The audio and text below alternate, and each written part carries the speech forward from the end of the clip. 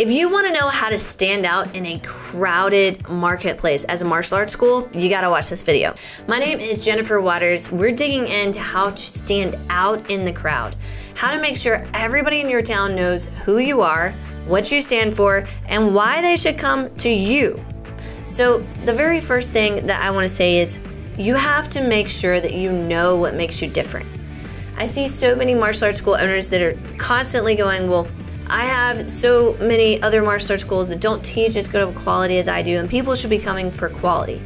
And yes, that's true, but what you need to understand is that most people don't know how to measure quality, especially in martial arts. If they have no experience in martial arts, which are the majority of people that you're going to be bringing into your martial arts school, they actually don't know what good quality martial arts is like.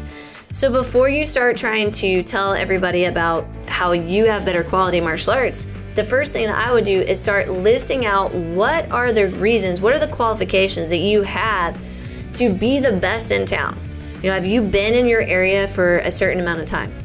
Have you worked with certain groups of people? Maybe you've done some work with special needs kids. Maybe you've worked with the police. Maybe you've done different types of things. What is it in particular that you've done in your area that is going to get people to go, oh wow, I had no idea, that's pretty cool, amazing, that person over there has a lot of qualifications. That's what we want. We want to be able to list those things out. So grab a pen, grab a paper, and start listing those items out, what makes you different.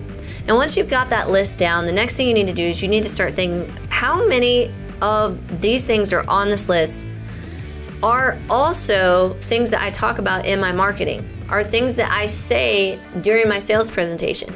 Because if you're not saying those things, if you're not actually going through and doing what it takes to tell people about what makes you different, you will never stand out in the crowd. You have to make sure you're actually listing those things out. And the next thing that I would do is refrain from trying to say why you're better than or why people should choose you versus your competitor. First of all, you competing against another martial arts school, that's not your real competitor. Your real competitor are other activities that might get in the way of martial arts training, whether that's for adults or for children. That's your actual competition right there. It's not about martial arts schools in your area, I promise you. It's about what's going to take their attention away from being involved in your martial arts school and taking your classes. Your competition are music lessons and dance or gymnastics or after school activities or being part of a school academic club. Those are your actual things that you're competing against, not other martial arts schools. So instead of doing that, what I suggest doing is listing out what it is that makes you a great reason, or your program a great reason that will augment or add on to someone's life. A great reason to get started in martial arts is because of what? If you can list those things out, now you've got something to work with. Now when people come in the door and you're digging into why they need martial arts, now you can go, well, did you know that martial arts actually does this and that my program does that? This is how you're going to stand out in the crowd of your local area. And then finally, something that you also need to do, if you really want to stand out in the crowd, and this is what we've done. What we've done is we've gone into our community and we do things that other martial arts schools won't do. We've gone to places that other martial arts schools won't go to.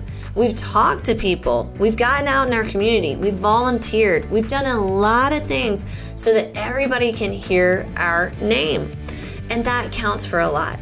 You know, we've been picked up by local news networks. We've actually, we've been all over social media. We've partnered with different nonprofits because we want to make sure that people know we're not just about martial arts, we're about impacting this community for good. And because we're able to do those things, people really resonate with that. And they really resonate with seeing a local business doing something that a major business isn't going to get involved in. You're not going to see Target or Old Navy doing some of the same things that a local small business like you, like me, are going to do in the community. And that's one of the reasons why people love joining your cause. If they can become part of what you do and you can help impact the community, you're going to be creating this snowball effect in your community where everybody's going to be going, oh, well, the number one place to go is wherever it is. Get involved on your local community Facebook groups. When people are asking for recommendations of where to go for martial arts, you should be dropping in your information. You should be telling people, yeah, you should be going here to my martial arts school. We can do this and that. And this is why. And if you don't know those things, again, pen to pad, start listing these things out. If you need some help, and you need some help implementing some of these things that I'm talking about, I would highly encourage you to go to sevenfiguredojo.com, where you can get more information about our programs. We actually help martial arts school owners just like yourself. Until next time, guys, keep being awesome. See ya.